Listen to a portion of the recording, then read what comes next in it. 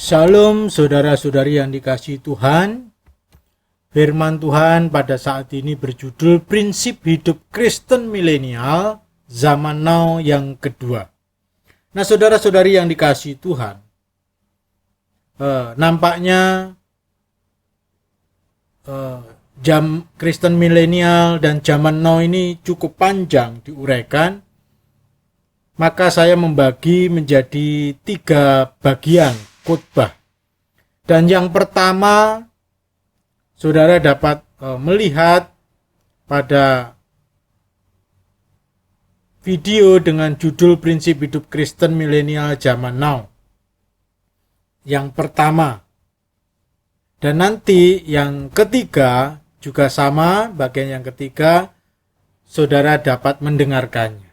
Mari kita akan melihat prinsip Kristen Milenial Zaman Now bagian yang kedua ini. Nah saudara yang dikasihi Tuhan, dari beberapa sumber pembagian generasi ini agak berbeda. Di sini ada dari sumber yang lain bahwa generasi yang lahir tahun 1928 sampai 45 disebut veteran, sementara yang lahir boomer yang lahir tahun 1946 sampai 1964 itu disebut boomer. Yang lahir tahun 1965 sampai 1980 disebut generasi X. Dan yang lahir tahun 1981 sampai 1996 itu disebut generasi Y, millennials. Dan yang lahir tahun 1997 sampai 2012 itu disebut generasi Alpha. Sementara yang lain menyebutnya demikian. Sumber yang lain menjelaskannya demikian. Baby boomers itu yang lahir tahun 1946 sampai 1960. Generasi X itu yang lahir tahun 1961 sampai 1980. Generasi Y yang lahir tahun 1981 sampai 1994. Generasi Z yang lahir tahun 1995 sampai 2010. Generasi Alpha yang lahir tahun 2011 sampai 2024 sekarang ini. Dan berikutnya tahun 2025 disebut generasi Beta. Ya, itu menurut para ahli pembagian, para ahli demikian. Entah saudara lahir pada tahun berapapun, kita perlu memahami prinsip spirit atau filsafat yang mempengaruhi setiap zaman. Walaupun generasi-generasi berbeda, zaman berbeda, dari pramodern, modern, dan postmodern, masuk post-truth yang kita bahas pada bagian yang pertama. Namun dosa tetaplah dosa. Dosa tetap ada di dalamnya karena manusia berdosa, dan manusia berdosa cenderung mengembangkan dosa-dosa itu dengan berbagai macam cara. Salah satunya filsafat yang kosong, yang tidak sesuai Kristus. Alkitab mengajarkan kepada kita di dalam Kolose 2 ayat 8, hati-hatilah supaya jangan ada yang menawan kamu dengan filsafatnya yang kosong dan palsu, menurut ajaran turun-temurun dan roh-roh dunia, tetapi tidak menurut Kristus. Nah saudara yang dikasihi Tuhan, sungguh sangat menyedihkan jikalau orang Kristen tidak paham filsafat. Kalau orang Kristen tidak paham filsafat, maka dia malah jatuh ke dalam memakai cara berpikir filsafat, bukan cara berpikir Alkitab atau cara berpikir Kristus. Karena itulah di dalam 3 seri khotbah ini saya akan menjelaskan secara singkat filsafat-filsafat yang sekarang ini, di zaman now ini, mempengaruhi manusia, termasuk orang-orang Kristen.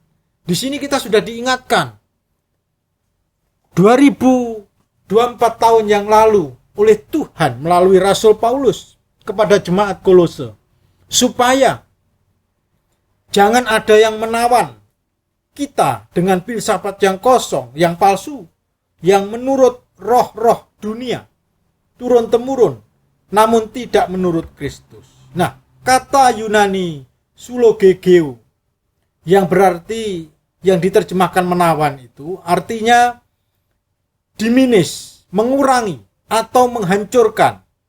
Diminish or destroy the value or quality of. Artinya menghancurkan atau mengurangi, mengurangi atau menghancurkan nilai atau kualitas dari, dari apa? Dari iman kita kepada Kristus.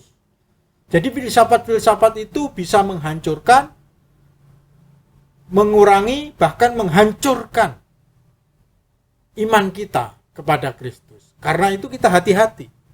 Orang yang tidak pernah mendengar filsafat pun pasti berpikir filsafat tertentu yang dia pegang.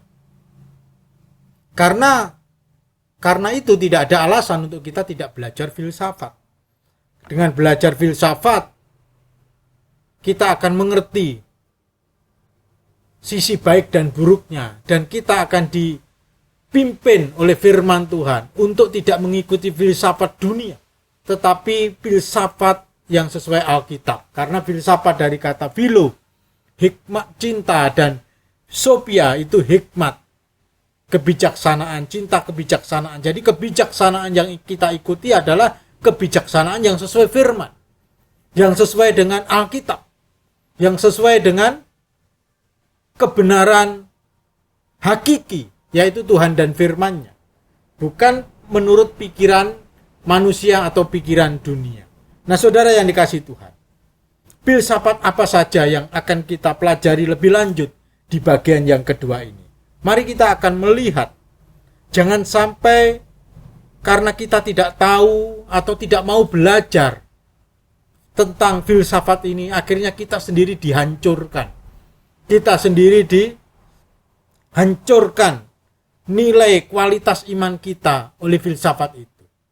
Jangan merasa kalau kita sudah rajin ke gereja, walaupun tidak tahu filsafat tapi rajin ke gereja, Pak, sudah cukup. Tidak. Saudara kalau membaca firman Tuhan lebih dalam, saudara akan dituntun untuk mengenal filsafat supaya kita dapat menghindari filsafat yang kosong dan palsu itu. Itu Alkitab yang mengajarkan bagaimana ayatnya yang sudah kita baca tadi. Karena itu penting untuk kita mempelajarinya. Nah, saudara, yang kita pelajari sekarang ini dari humanisme ke liberalisme. Ini filsafat. Apa itu humanisme, rasionalisme, liberalisme? Dari humanisme, rasionalisme ke liberalisme. Nah, disinilah mungkin saudara baru dengar, atau mungkin sebagian sudah pernah dengar. Namun kita akan menggali sedikit lebih dalam. Filsafat ini yang mempengaruhi manusia zaman sekarang. Jikalau kita tidak waspada, tidak hati-hati, maka kita akan disesatkan oleh filsafat-filsafat ini. Dan artinya kalau kita disesatkan, berarti kita tidak menurut Kristus, tidak menurut firman Tuhan, menurut filsafat-filsafat yang kosong dan menyesatkan ini. Dan kita binasa olehnya. Nah, salah satu tokohnya adalah filsuf Itali namanya Giovanni Pico della Mirandola, yang memunculkan ide tentang nilai manusia. Ini humanisme muncul abad 14 sampai 16. Humanisme ini menghargai kebenaran yang relatif di atas Alkitab. Karena memunculkan nilai manusia, maka humanisme menghargai kebenaran yang relatif dari manusia di atas Alkitab. Jadi kebenaran manusia di atas Alkitab. Humanisme adalah suatu paham filsafat yang menjunjung tinggi nilai dan kedudukan manusia serta menjadikannya sebagai kriteria segala sesuatu. Jangan-jangan kita selama ini walaupun kita Kristen, tapi kita tidak menurut Kristus, melainkan kita menurut humanisme. Karena menilai segala sesuatu menurut ukuran manusia. Manusia bisa diri kita sendiri, yaitu saya. Ya menurut aku, kalau aku senang, terserah. Firman Tuhan berkata apapun. Kalau aku cocok, terserah. Nah itu namanya sudah humanisme. Kita tidak mau tunduk kepada kebenaran Kristus, kebenaran firman, tapi kita malah mengikuti humanisme ini yang menjunjung tinggi nilai manusia serta menjadikannya kriteria segala sesuatu. Jadi segala sesuatu itu menjadi manusia itu menjadi ukuran segala sesuatu. Nah, di sini humanisme sedang menempatkan manusia di posisi Tuhan. Tuhan diturunkan dari tahtanya, manusia di atas puncak tahta itu. Saudara yang dikasihi Tuhan. Manusia menjadi nilai tertinggi di dalam alam semesta ini. Jadi nilai tertinggi itu manusia, bukan Tuhan. Nah, disinilah humanisme. Makanya mengerikan kan?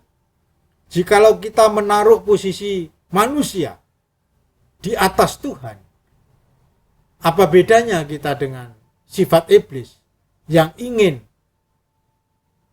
menduduki posisi Tuhan? Jelas ini adalah sifat manusia berdosa yang ingin menjadi sama seperti Allah. Maka tidak mau dikendalikan oleh Allah karena manusia adalah pusatnya dari alam semesta ini. Nah ini kalau kita ke gereja, kalau kita Kristen, kita tidak mau tunduk pada Tuhan dan firman-Nya. Kita tidak mau tunduk kepada Tuhan Yesus.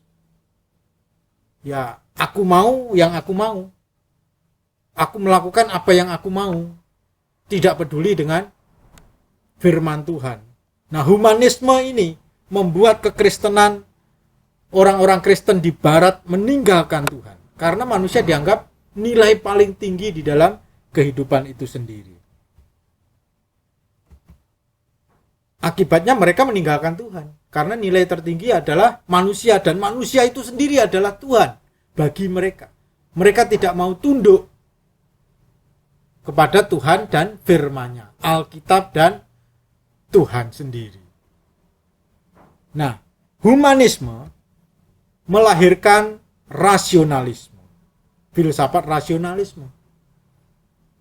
Kalau humanisme dari kata human, manusia, isme adalah paham, rasionalisme dari kata rasio, akal, pikiran. Isme adalah paham. Rasionalisme atau gerakan rasionalis adalah aliran filsafat yang menyatakan bahwa kebenaran dapat diperoleh hanya melalui hasil pembuktian rasio, akal atau logika, dan analisis terhadap fakta. Segala sumber pengetahuan dalam rasionalisme berasal dari akal pikiran atau harus bersifat rasional, realistis. Memang di satu sisi kita boleh memakai akal untuk mengerti tentang fakta-fakta di dunia. Tetapi kalau ukuran tertinggi adalah akal, maka itu salah ukuran kebenaran. Karena akal tidak bisa menjelaskan perasaan. Akal tidak bisa menjelaskan tentang surga. Akal tidak bisa menjelaskan tentang kematian. Akal tidak bisa menjelaskan tentang Tuhan. Jikalau Tuhan tidak menyatakan dirinya. Jadi sebenarnya akal itu terbatas, namun di sini dijadikan ukuran. Memang kalau kita belajar di sekolah kita gunakan akal, menyelidiki ilmu pengetahuan kita menggunakan akal. Ya boleh di sana, tetapi ketika akal dijadikan ukuran tertinggi di dalam kehidupan manusia, manusia mendewakan akal. Tadi manusia mendewakan dirinya sendiri, humanisme sekarang mendewakan akalnya. Akalnya mengukur, kalau tidak masuk akalku, nah sebenarnya akal manusia itu juga berkembang dari kecil menjadi dewasa. Akalnya siapa yang menjadi ukuran? Nah, kan begitu. Akalnya ilmuwan yang sudah tinggi, Akalnya profesor, doktor yang sudah belajar tinggi, atau akalnya orang-orang yang tidak belajar? Akhirnya manusia memakai akalnya sebagai mengukur segala sesuatu. Contoh, kalau kita akhirnya pada zaman itu manusia menolak mujizat. Mujizat itu tidak masuk akal. Sesuatu yang tidak masuk akal. Mereka menolak mujizat di dalam Alkitab. Maka lahirlah golongan Kristen yang ekstrim juga, tidak mau menggunakan akal. Hanya menggunakan iman katanya. Nah, ini juga sama-sama salah. Akal kita pakai sebagaimana mestinya, iman kita juga pakai sebagaimana mestinya. Yang satu menolak mujizat, menolak hal-hal yang supranatural, supra-alamiah, yang spektakuler. Yang satunya sangat menerima dan mencari hal-hal yang supranatural dan spektakuler, mujizat-mujizat, lalu tidak memakai akalnya. Diterima secara mutlak. Nah, ini juga sama-sama salah. Nah, saudara yang dikasihi Tuhan, apakah rasio manusia bisa menjelaskan tentang kematian?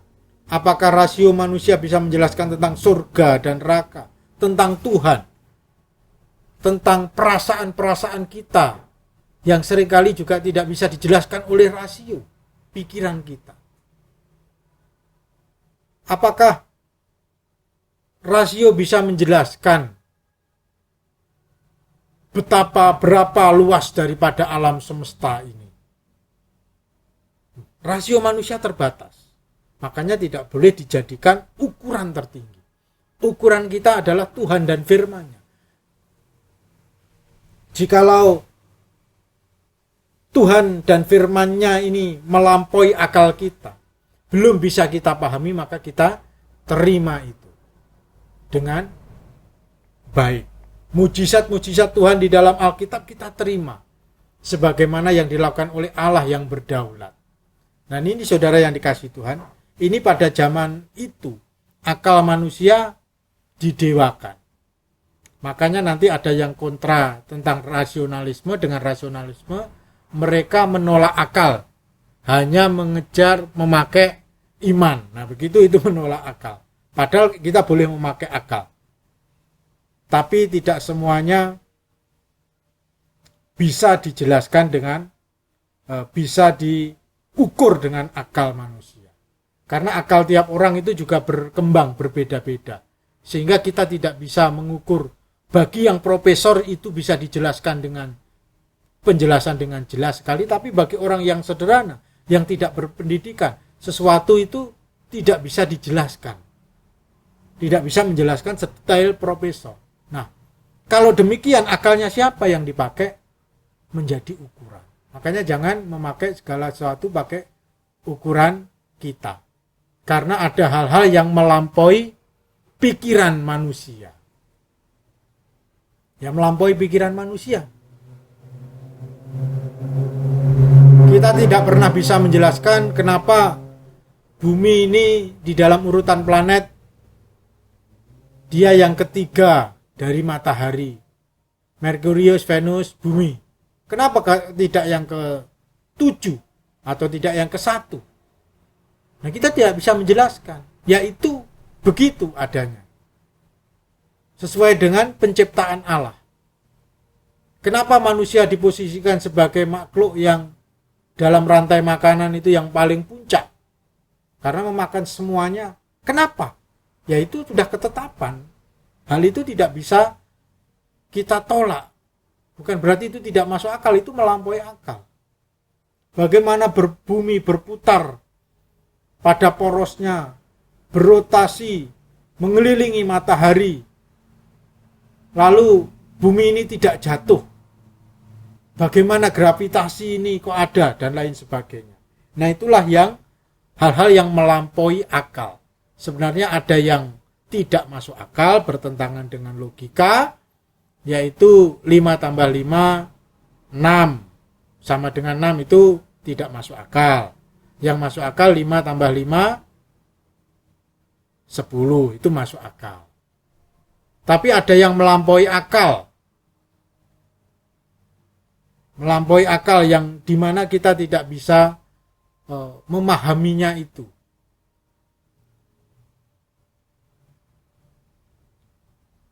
Misalnya, kenapa bumi ini menggantung tetapi tidak jatuh? Kita tidak mengerti. Kenapa tidak jatuh? Nah, dan lain sebagainya. Ini banyak hal yang akal itu terbatas untuk memahami. Sampai sekarang itu manusia itu masih bingung menentukan luasnya alam semesta ini. Nah, itu melampaui akal. Walaupun ada teleskop namanya James Webb, manusia masih belum tahu berapa luasnya alam semesta. Dan lain sebagainya. Akhirnya, karena manusia itu meninggikan dirinya, memposisikan dirinya sebagai Tuhan, yang mengatur dirinya sendiri, tidak mau dibimbing oleh Tuhan, tidak mau dibimbing oleh firman-Nya, manusia mendewakan rasionya. Yang tidak masuk akal ditolak.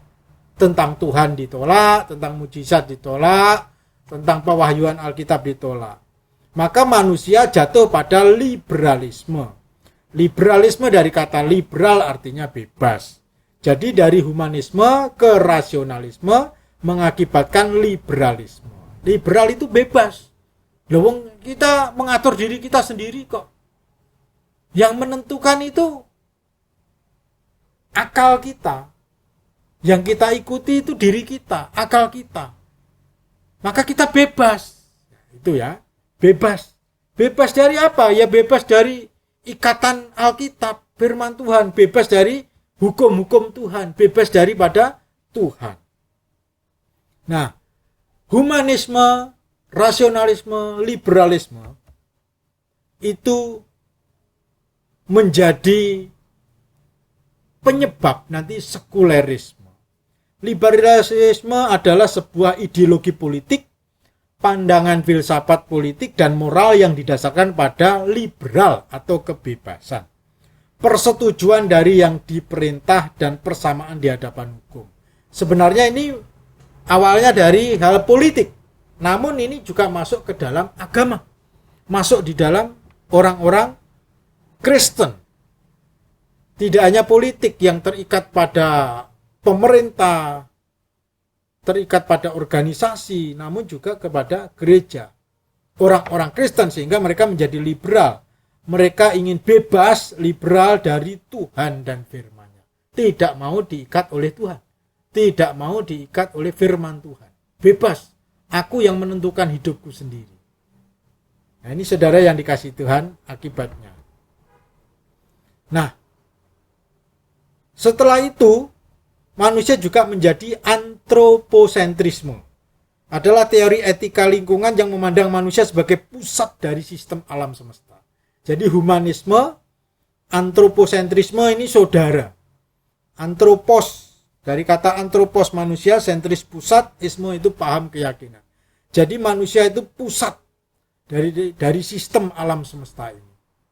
Kalau manusia itu pusatnya, manusia yang tertinggi. Manusia menentukan dirinya sendiri, jalan hidupnya menurut rasionya, perasaannya. Sehingga mereka menjadi liberal, bebas, tidak mau diikat oleh Tuhan dan firman. Nah, saudara yang dikasihi Tuhan, akibatnya liberalisme mensekulerkan gereja.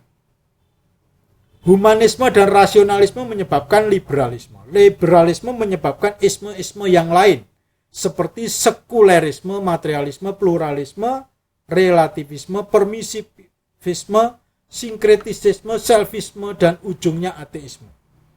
Liberalisme mensekulerkan, menduniawikan. Sekuler, jadi kata sekuler itu dunia, duniawi.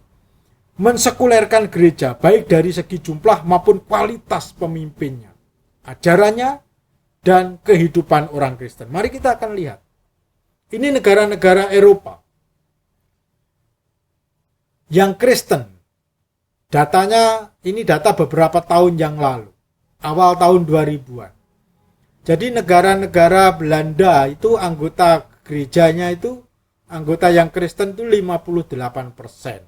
Tapi yang hadir ibadah 27%, separuh. Kurang. Belgia itu yang menjadi anggota gereja itu Kristen itu 74%. Yang hadir ibadah cuma 30%, separuh kurang. Denmark itu 93% itu ngaku Kristen. Percaya Yesus tapi hanya 0,4. Hanya 4% yang ibadah ke gereja. Inggris 85% ngaku Kristen percaya Yesus. Tapi hanya 11% yang hadir ibadah. Irlandia 98% yang mengaku Kristen percaya Yesus. Namun 82% yang hadir ibadah. Italia 93% yang Kristen mengaku percaya Yesus atau Katolik. Namun hanya 36% yang hadir ibadah. Perancis, Jerman 89% yang ngaku Kristen atau Katolik. Namun hanya 21% yang hadir ibadah. Prancis 73% yang mengaku Kristen atau Katolik. Namun hanya 13% yang ibadah. Spanyol 90% yang mengaku Kristen atau Katolik. Namun hanya 14% yang rajin ibadah. Finlandia 97% yang ngaku Kristen. Namun hanya 3% yang hadir ibadah. Mensekulerkan gereja. Gereja menjadi sepi. Orang sudah tidak mau lagi mendengar firman Tuhan. Hidupku adalah aku yang menentukan. Tidak ingin diikat oleh apapun. Mereka ingin bebas dari segala sesuatu, termasuk bebas dari pengaturan Tuhan dan firman. Nah, saudara yang dikasihi Tuhan, liberalisme mensekulerkan para pemimpin jemaat. Ini pemimpinnya. Tadi gerejanya, sekarang jemaat. Pemimpin jemaat. Pendeta melayani dengan rutin di gereja karena digaji oleh negara. Sebenarnya digaji oleh negara tidak salah. Sehingga kurang termotivasi memajukan gereja. Nah, itu akibatnya. Sebab jemaat sedikit atau banyak gajinya sama saja. Nah, ini mendorong itu. Malahan jumlah jemaat yang sedikit dianggap lebih menguntungkan karena mengurangi volume pekerjaan para pendeta itu. Nah, di negara-negara yang mayoritas Kristen tadi di Eropa, pelayanan itu adalah pekerjaan. Sehingga semakin sedikit jemaat yang dibimbing, yang dibina, semakin sedikit pekerjaan yang dilakukan. Gaji tetap, karena sudah ditentukan oleh negara, memotivasi. Jadi motivasi itu yang menjadi salah. Mereka dimotivasi dengan salah, punya motivasi yang salah, sehingga mereka hanya mencari gaji. Tidak melihat itu sebagai pelayanan dan tanggung jawab kepada Tuhan. Mungkin hanya melihatnya tanggung jawab kepada negara atau sinode yang menggaji. Ini masalah. Sehingga antusias, semangat untuk memberitakan Injil, semangat untuk membina jemaat sesuai firman Tuhan, semangat untuk mengajar firman Tuhan lebih banyak, lebih mendalam, lebih luas, dan lebih tepat itu tidak ada. Toh bekerja sedikit, khotbah sedikit pun juga digaji sama dengan khotbah yang banyak. Nah, di sini bahayanya. Akhirnya para pemimpin jemaat lebih senang pekerjaannya sedikit, gajinya tetap banyak. Nah, saudara yang dikasihi Tuhan, apakah ini melanda juga di gereja di Indonesia? Ya, umumnya itu banyak pendeta, banyak hamba Tuhan, itu pengen khotbah sedikit, ngajar sedikit, tapi dapat berkat banyak, gaji full, fasilitas full, Itu maunya. Tidak banyak yang ingin sungguh-sungguh mengajar lebih banyak, membina lebih banyak, berkhotbah lebih banyak, dan lain sebagainya.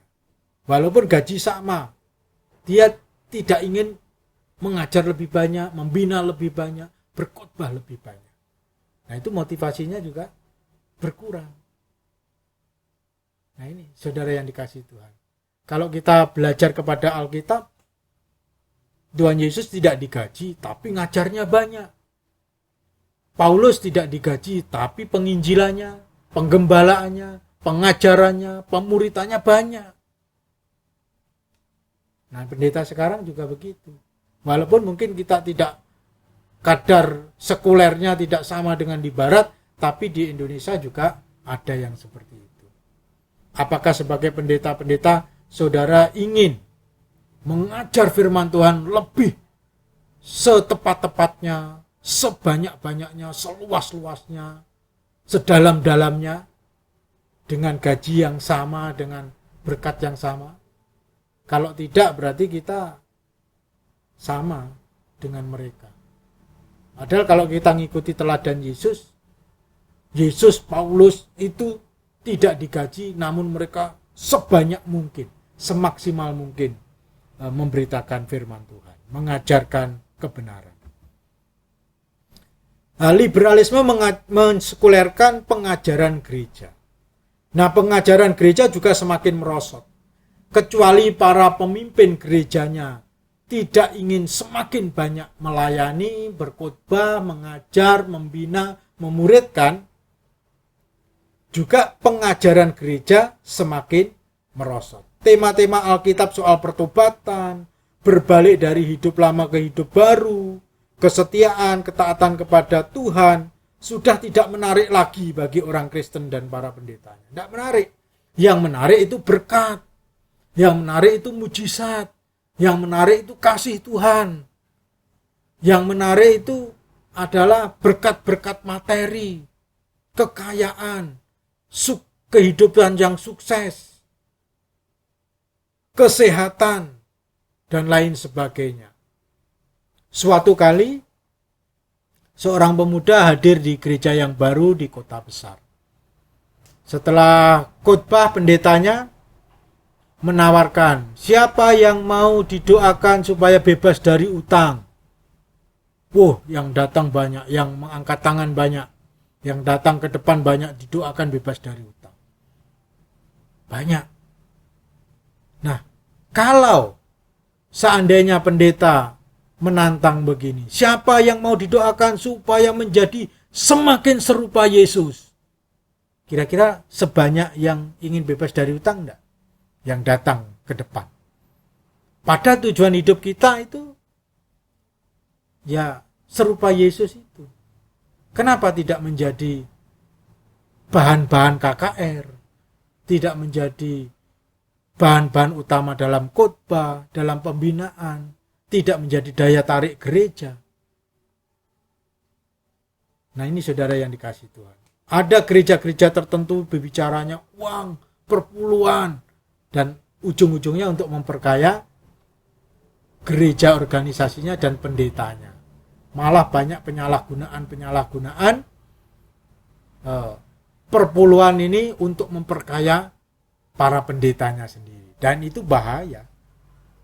Nah, inilah bahaya saudara yang dikasihi Tuhan. Dan itu berarti mensekulerkan pendetanya dan gerejanya. Nah, ini harus hati-hati saudara yang dikasihi Tuhan. Semuanya harus kita kembalikan kepada firman Tuhan.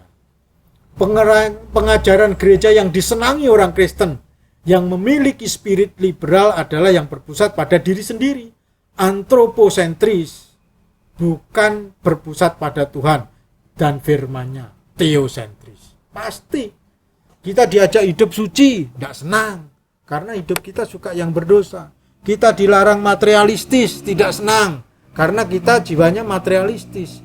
Kita dilarang mengejar uang dan kekayaan, dilarang mendewakan uang dan kekayaan, kita tidak senang karena kita sedang senang mendewakan, mengejar uang dan kekayaan itu. Kita diajar hidup sederhana, kita tidak mau hidup sederhana seperti Kristus. Karena kita hidupnya ingin mewah-mewah. Nah saudara yang dikasihi Tuhan, banyak pengajaran-pengajaran yang akhirnya merosot menjadi sekuler di gereja ini. Nah kita harus menyadari itu dan kembali kepada Tuhan dan firman-Nya. Liberalisme mensekulerkan moralitas orang Kristen. Jadi orang Kristen moralitasnya bukan moralitas Alkitab. Karena ingin bebas, karena hanya berdasarkan sifat kemanusiaan, rasionalisme, dan liberalisme itu, maka manusia hidupnya mengakibatkan moral yang baru yang menggantikan moralitas Alkitab. Moral yang baru itu antara lain etika situasi, permisivisme, jadi permisif, gampang menerima. Makanya tidak heran jikalau orang Kristen kawin cerai banyak. Bahkan di antara pendeta, hal itu dianggap wajar di barat sana. Membolehkan seksualitas yang menyimpang seperti gay dan lesbian, seks bebas seperti di barat. Dari gaya hidupnya menjadi sekuler, menjadi duniawi. Kalau saudara membaca berita-berita kisah orang-orang terkenal di entah itu aktor, aktris, pemain sepak bola yang ada di barat sana, banyak daripada mereka itu kumpul kebo dulu, punya anak, baru menikah. Beberapa pemain sepak bola seperti Cristiano Ronaldo juga seperti itu. Dulu yang pernah saya dengar pemain di Liga Inggris juga ada yang seperti itu. Nah saudara yang dikasihi Tuhan, di sana itu wajar seperti itu.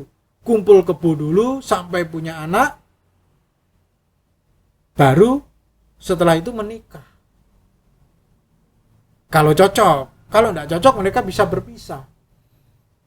Nah sekarang di Indonesia misalnya, mungkin ada orang Kristen, anak-anak muda Kristen, muda-mudi Kristen, gaya pacaran seperti sekuler, orang-orang yang duniawi.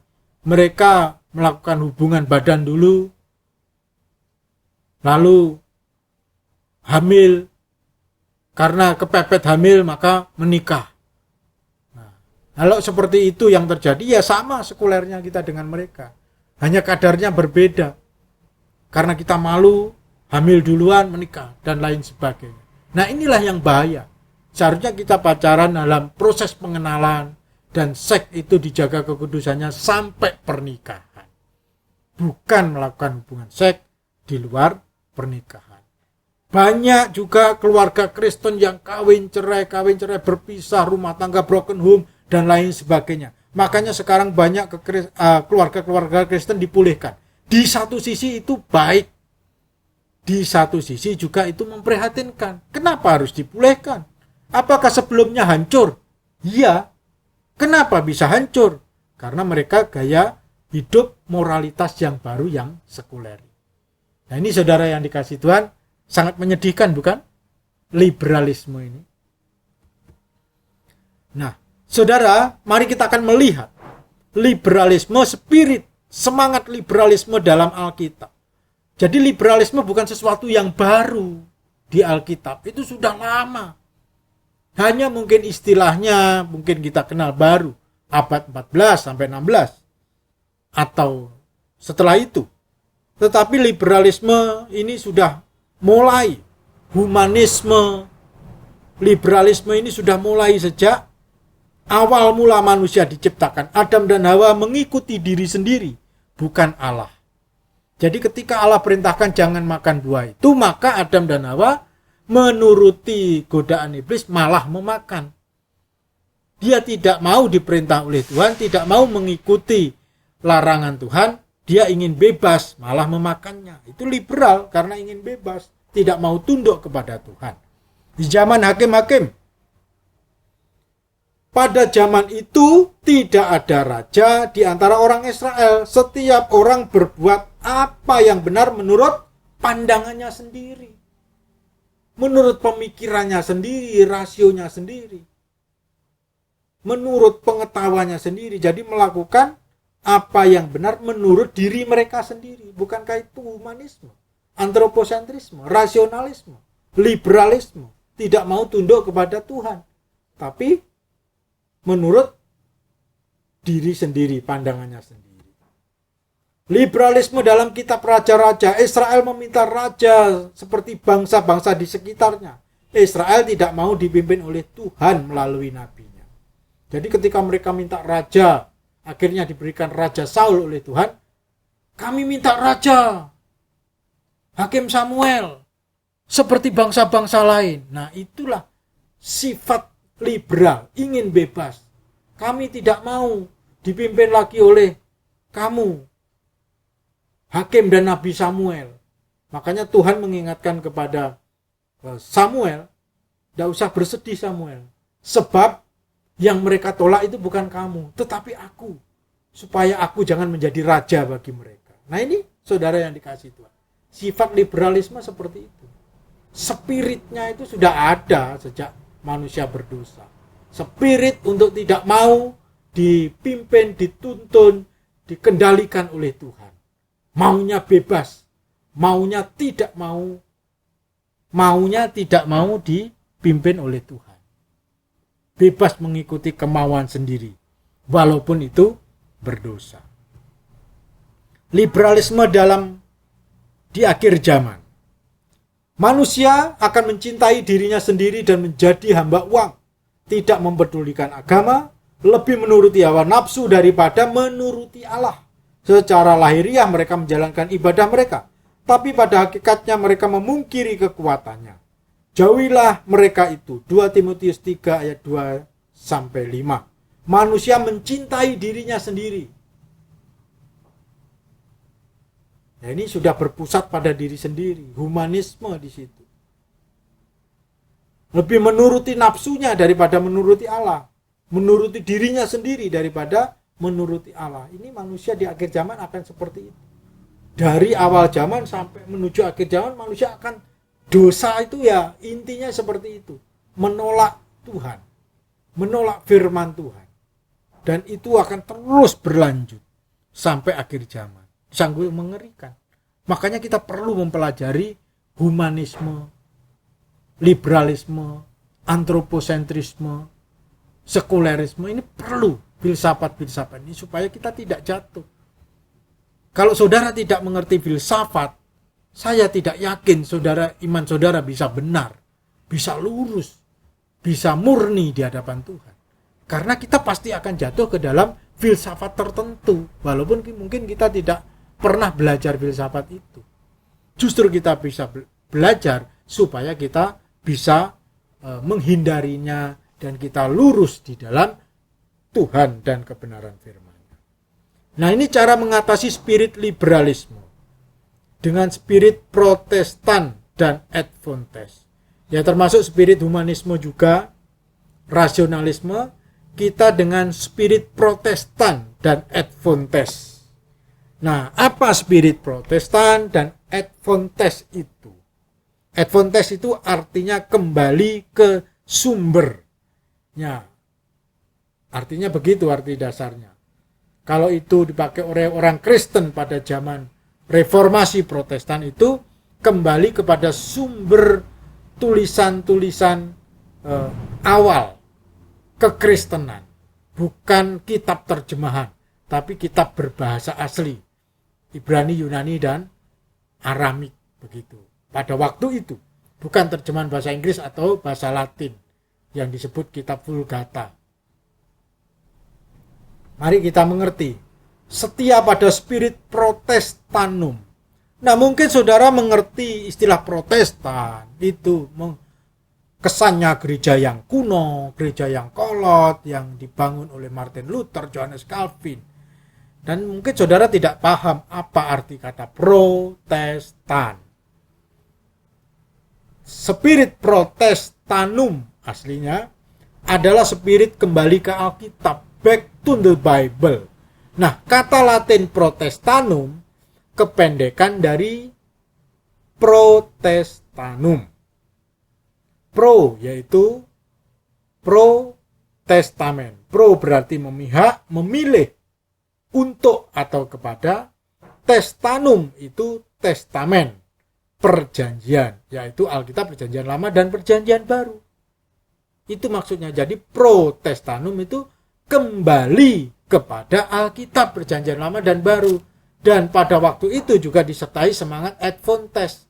Alkitab Perjanjian Lama dan Baru bukan terjemahan bahasa Inggris, bukan terjemahan bahasa Latin, melainkan bahasa aslinya. Ibrani di Perjanjian Lama dan Yunani Perjanjian Baru, dan bahasa Aram di antara keduanya. Ada sedikit bahasa Aram Perjanjian Lama dan Baru. Itu maksudnya protestanum. Pro dan testanum, yaitu berpihak, memilih kepada perjanjian Alkitab. Kita memilih Alkitab, bukan memilih filsafat dunia. Alkitab, firman Tuhan. Bukan pendapat pendeta, karena pendapat pendeta bisa salah. Dalam sejarah gereja banyak pendapat yang salah daripada dari tokoh-tokoh Kristen sendiri. Nah, saudara yang dikasihi Tuhan, kita kembali kepada Alkitab. Nah, pada zaman itu, zaman reformasi abad 16, 15-17 tepatnya, itu tahun 15-17 abad 16, semangat mereka, spirit mereka adalah kembali ke Alkitab, protestanum, memilih Perjanjian Lama dan Baru atau Alkitab. Lalu ada dengan semangat ad fontes. Jadi kembali ke Alkitab pun belum cukup. Lalu kembali ke Alkitab dengan sumber-sumber yang asli, yaitu Alkitab berbahasa Ibrani, berbahasa Yunani, dan Aram. Itu yang bahasa asli Alkitab, bukan terjemahan bahasa Inggris atau terjemahan bahasa Latin yang dikenal dengan nama Vulgata. Nah, ini saudara yang dikasihi Tuhan. Ini jadi semangat itu. Semangat kita Protestan memilih kepada Alkitab. Alkitab yang bersumber dari bahasa aslinya, Ibrani, Yunani, dan Arami. Itu semangat yang harus kita miliki. Makanya kalau saudara cuma membaca bahasa terjemahan, itu pun bahasa Indonesia, masih kurang, saudara. Bahasa Inggris masih kurang. Sekarang sudah ada aplikasi yang disertakan bahasa aslinya, lalu disertai dictionary atau kamusnya, di penjelasannya bahasa Inggris, bukan bahasa Indonesia. Itu sudah ada. Sudah ada aplikasinya. Nah, saudara, kita perlu kembali ke sana supaya kita tahu makna aslinya, supaya kita tahu kebenarannya, dan kita dapat mengerti kebenaran itu dengan benar, tepat. Saudara yang dikasihi Tuhan, sedikit saya beritahu kepada saudara bahwa level-level pendeta itu bisa di-grade-kan demikian, tanpa mengurangi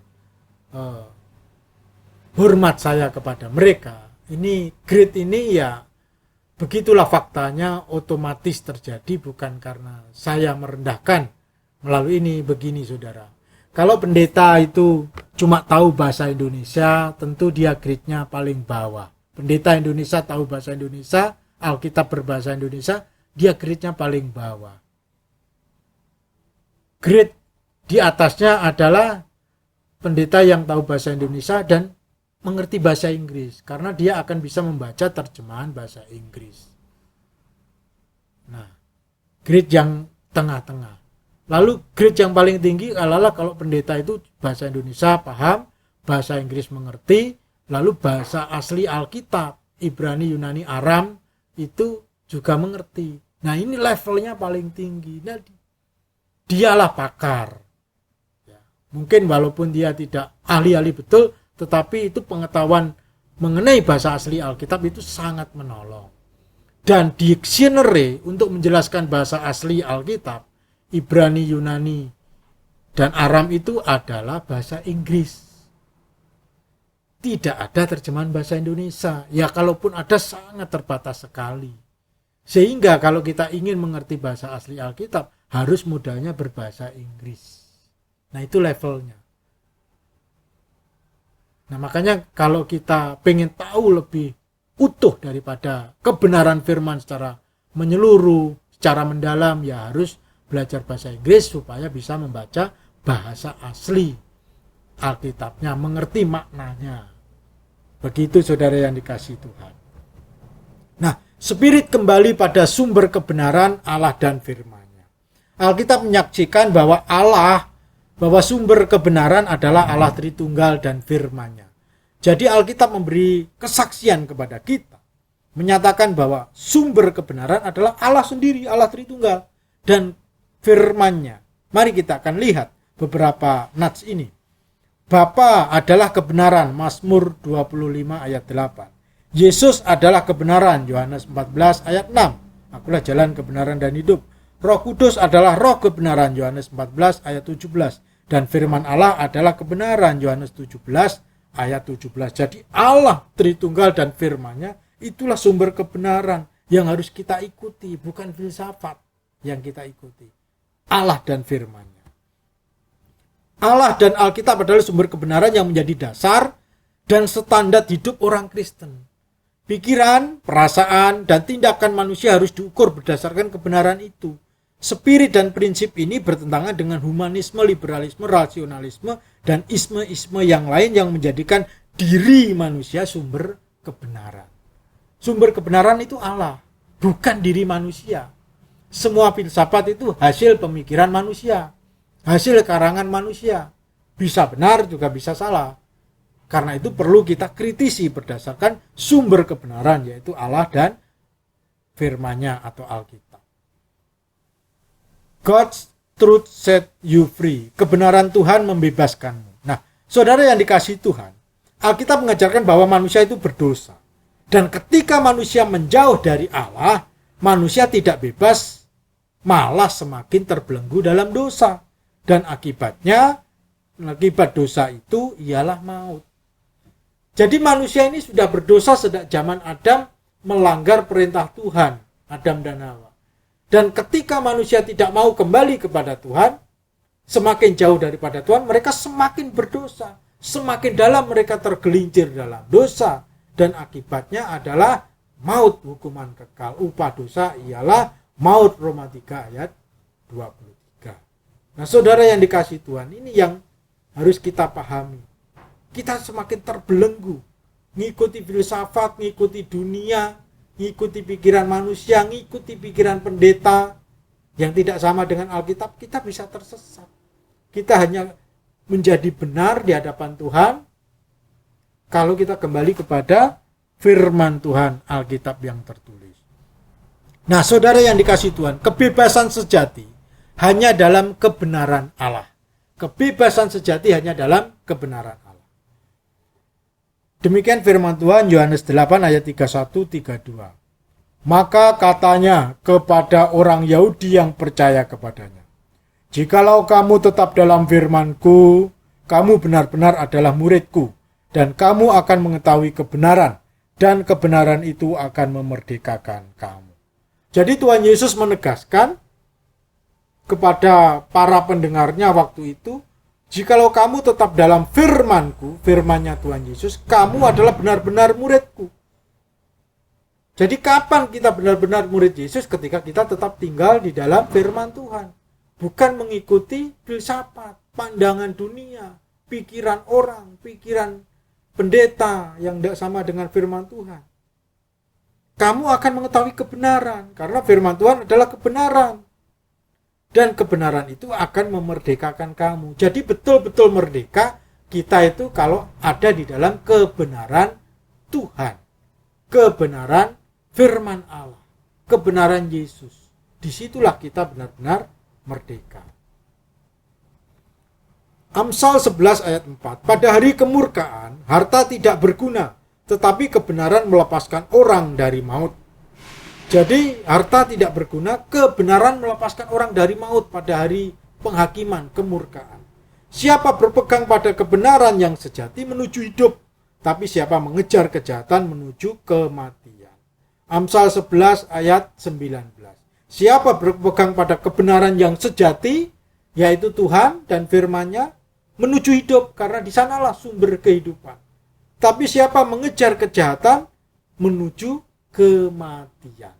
Mengejar dosa menuju kematian. Mengejar kebenaran sejati, kita dapat hidup.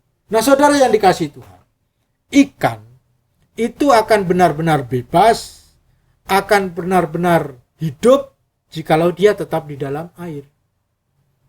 Tapi ketika ikan itu keluar dari air, ingin bebas, ingin liberal, keluar dari air, maka ikan itu akan mati. Nah, demikianlah juga kehidupan manusia. Ketika manusia itu ada di dalam kebenaran Allah, kebenaran firman Allah, disitulah dia benar-benar hidup dan akan menikmati hidup kekal. Sebaliknya ketika mereka ingin liberal, ingin bebas, tidak mau terikat pada kebenaran Allah, mereka tergelincir semakin dalam dosa dan akibatnya adalah kematian, kekal atau maut. Biarlah firman Tuhan ini memberkati kita semua. Jangan lupa subscribe, like, komen, dan share. Tuhan Yesus memberkati.